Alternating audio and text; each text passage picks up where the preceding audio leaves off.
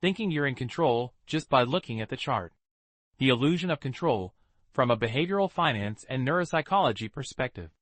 Consider an investor. The price is falling. They open the chart. They examine the candles. They draw lines. They look again. And this goes through their mind.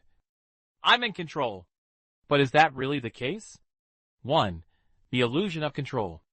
In psychology, there is the concept of illusion of control. This concept was introduced by Ellen Langer. The basic idea is this. People tend to think they are in control of situations that are random or beyond their control. Reading charts, analyzing, and constantly checking prices can feed this illusion. Especially in the short term, price movements are largely determined by uncertainty, market psychology, macro factors, news flow. But as the brain looks at the chart, it feels, I'm doing something. 2. Activity equals illusion of control. The human brain doesn't like being passive. Doing nothing feels like weakness, is perceived as risky.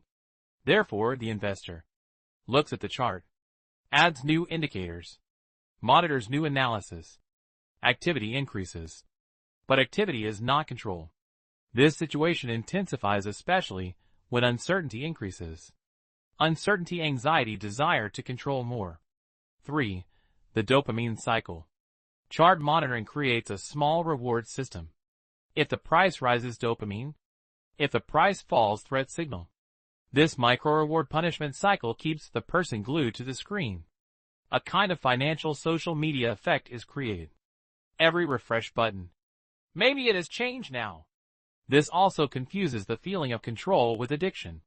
4. Increased information equals decreased risk. There's a common belief.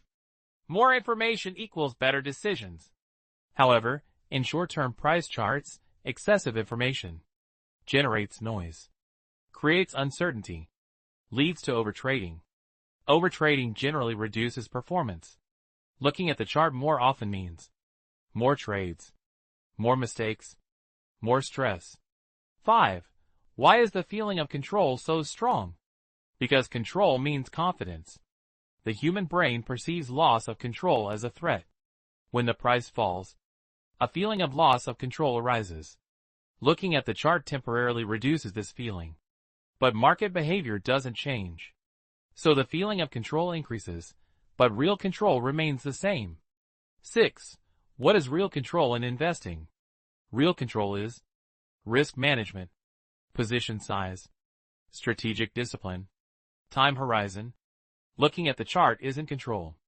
Planning is control. 7. The cost of constant control.